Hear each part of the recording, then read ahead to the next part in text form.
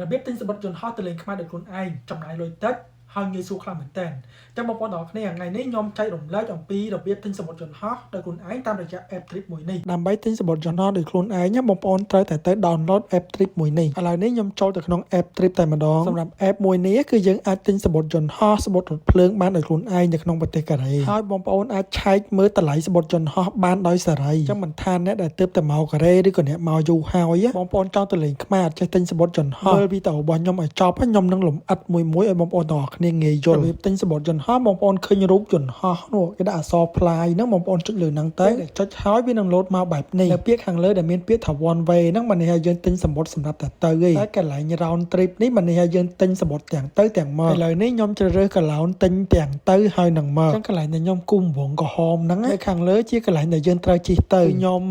រើសពលាននៅ Incheon ណាហើយខាងក្រោមជាពលានដែលយើងត្រូវចុះអញ្ចឹងខ្ញុំរើសពលាននៅភ្នំពេញតាខ្មៅកន្លែងនេះគឺយើងជ្រើសរើសថ្ងៃដែលត្រូវទៅនិងថ្ងៃត្រឡប់មកវិញខ្ញុំឧទាហរណ៍ខ្ញុំរើសថ្ងៃទី4ថ្ងៃទៅថ្ងៃ18ត្រឡប់មកវិញអញ្ចឹងខ្ញុំចុចដានមកតបមកខ្ញុំចុចពាក្យ search ពេលចុច search ហើយវានឹង load មកកន្លែងបែបនេះមកដល់កន្លែងនេះបើសិនជាបងប្អូនជិះ Sky Anchor ឬ Sky Anchor បើជា Asiana ឬ Asiana បើជា Korean Air ឬ Korean Air ទៅតែសម្រាប់ខ្ញុំគឺខ្ញុំជ្រើសរើសយក Korean Air តម្លៃសំបុត្រនៅថ្ងៃហ្នឹងតម្លៃ$430អញ្ចឹងខ្ញុំចុចលើ Korean Air ហ្នឹងទៅវានឹង load មកបែបនេះកន្លែងនេះគឺឲ្យយើងរើសសំបុត្រត្រឡប់មកវិញអញ្ចឹងពេលត្រឡប់មកវិញគឺខ្ញុំរើស Korean Air ដដែលហើយតម្លៃសំបុត្រ$119អញ្ចឹងយើងចុចលើកន្លែងហ្នឹងមកតបមកបងប្អូនចុច continue ពេលចុចហើយវានឹងចេញមកបែបនេះនៅកន្លែងនេះវាមាន3 option ឲ្យយើងជ្រើសរើសមាន option ទី1តម្លៃ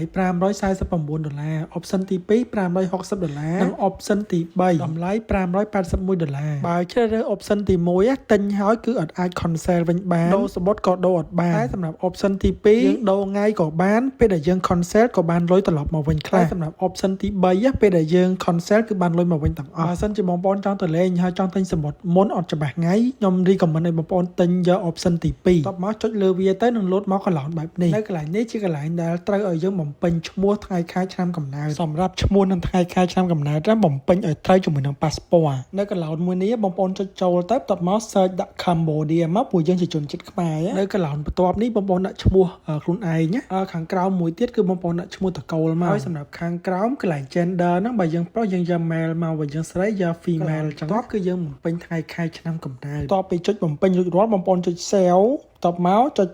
confirm មកចឹងឈ្មោះដែលខ្ញុំបំពេញមិញគឺសុកតារានោះបងប្អូនឃើញហើយបន្ទាប់ពី save ហើយវានឹងលុតឈ្មោះរបស់យើងមកបែបនេះចឹងបងប្អូនចុចលើឈ្មោះខ្លួនឯងទៅតបមកចុច continue បន្តទៀតមកដល់កន្លែងនេះបងប្អូនចុចលើពាក្យ I don't want to protect my trip ពេលដែលចុចហើយបងប្អូនអូសមកក្រោមមកដល់ខាងក្រោមនេះបងប្អូនចុចបើកសញ្ញាគ្រីសទៅតមកចុច continue ពេលបងប្អូនចុច continue ហើយនឹងចូលមកកន្លែងនេះអញ្ចឹងបងប្អូនចុច skip ទៅពេលដែលចុច skip ហើយវានឹងលុតមកកន្លែងនេះអញ្ចឹងបងប្អូនចុចកន្លែងដែលខ្ញុំអូសនឹងមក